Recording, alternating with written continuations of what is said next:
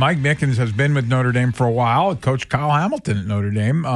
And he's coached a bunch of other guys that have since gone to the National Football League. It's been the first coaching hire. Ravens hadn't announced it officially, but the first one that was leaked. Mickens, who was at Indiana State and Cincinnati with Jesse Minter, will come in to Baltimore, be the defensive pass game coordinator and D-backs coach. And a bunch of people that cover Notre Dame, Pete Sampson covers him for the Athletics and joins at 3, have been raving about this guy. So how big a deal is this? It's a big deal. I mean, look, there's certain parts of this where you want the networking to play in your favor. And this is networking in, I think, a positive way because one guy left the college game. And look, the pro game's been stealing from the college game forever and went to the pros. And the other guy was at a different school, but big-time school in Notre Dame and stayed in the college ranks. And so it's not like they've been totally joined at the hip. And this guy got to spend some time under Marcus Freeman, and the other guy spent some time under Jim Harbaugh. I'm here for all that. I also feel like the uber strength of Jesse Minter already was defense. Not even just defense, specifically the secondary. So, yeah, it's great. I like it a lot. I feel bad for Kari Adams. 5-star blue chipper out of Loyola Blakefield, DB safety who left school early to get on campus early at Notre Dame and will not get to work with Minter. Mickens. Yeah. But no, this is smart. This is great. I love it. I am deeply concerned about their offensive staff.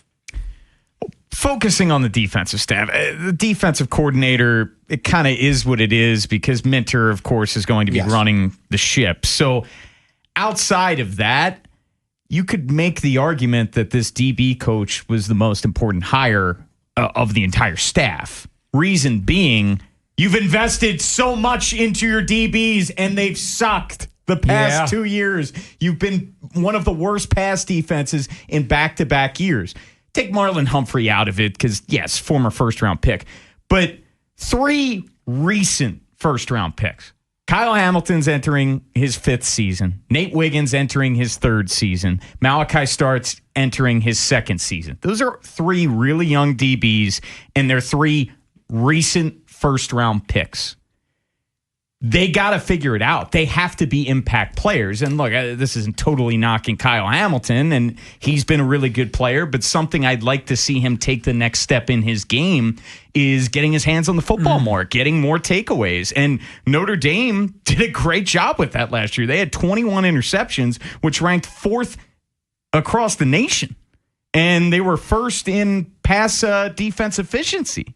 So I think this is a very big deal of a hire. Now, I'm, again, like, I didn't know who he was until a couple weeks ago. Like, maybe I saw his name before when watching a Notre Dame football game, whatever. I don't watch a ton of Notre Dame football, even though they're on all the damn time. But then you start reading and seeing, and these people, and you guys saw it too, it had to see it on Twitter. Like, every single person just raving about this guy like he's the special sauce for that secondary. Notre Dame's going to miss him. Yeah, I love it. I just also think with a coach this young, that the tentacles of which he's going to be able to bring people in are limited. So, and he's already adding to what, again, I thought was his superpower.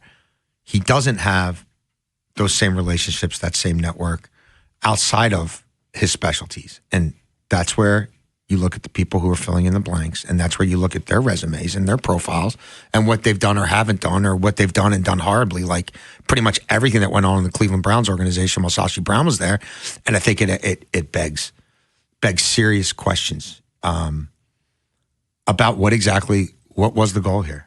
What were they hoping to accomplish? What are they hoping to accomplish? And if it's to go younger, cheaper, we think smarter, and to show everybody, well, then again, you better start showing them from week 1 because your quarterback is now he's leaning into 30. Well, I think part of it, and you're obviously talking about the offensive side of the football, but you can just talk about this with the entire coaching landscape. They interviewed 20 guys, and it always seemed like it was going to end up with Jesse Minter. You were saying that back in November, Jason. And having this process drag out as long as it did, you lost out on the opportunity of bringing in some of those assistant coaches because they've been gobbled up elsewhere. So that's kind of what we were saying in terms of the process of it all. Is interviewing 20 guys truly necessary, or is it seemed a little bloated? Exactly.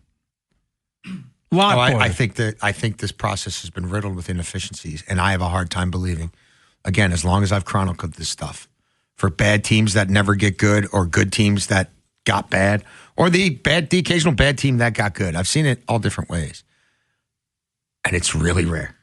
It's really rare that you lean as far into the bit as they're leaning, and it actually works. But we'll see. Ravens will have a press conference on Thursday, 11:30, where they'll introduce Jesse Minter to the media. Maybe we'll have some more answers as far as his coaching staff is concerned when he speaks on Thursday. As of yet, we do not have an OC or a DC that we know of for Jesse Minter. It's going to be Jason, how quickly do you think do you think he'll have an answer as far as offense coordinator, defense coordinator when he meets with the media on Thursday? I don't even care about the defensive coordinator. I mean, I'm more interested in is there going to be I'm thinking is there going to be some associate head coach who is a Pagano, or I mean, I'm just throwing a name out there, Zimmer, or I think Zimmer's too far gone and the wrong personality for it. But what's going on with that? Who's he going to be able to collaborate and confab with? Who's Leslie Frazier? Who's exponentially more experienced at this than him?